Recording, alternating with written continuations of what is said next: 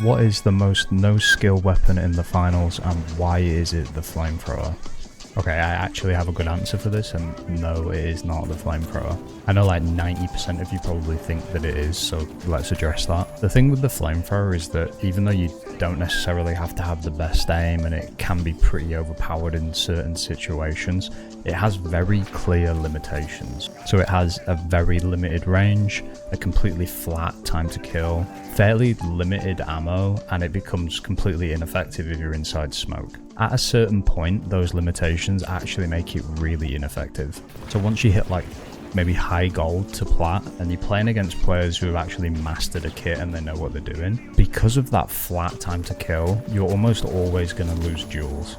And the situations where you'd usually get the most value out of the flamethrower, like being up close to multiple people all in front of you, start to happen far less frequently, because teams have learned that if somebody has a flamethrower, you need to maintain distance and avoid grouping. So after a certain point, it actually becomes a lot higher skill, because you need to put in a lot more effort to actually get the same value out of it.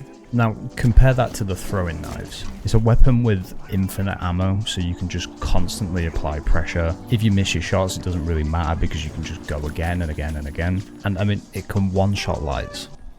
You don't even really have to have the best aim either, because it hits in a cone, so you just sort of have to place your crosshairs sort of on where they are.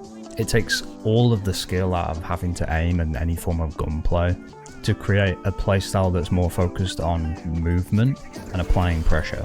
But what are the actual limitations or downsides of using the throwing knives versus other weapons?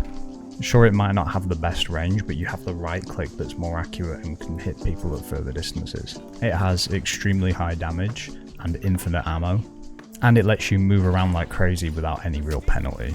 I don't know though, you're probably still going to tell me it's the flamethrower.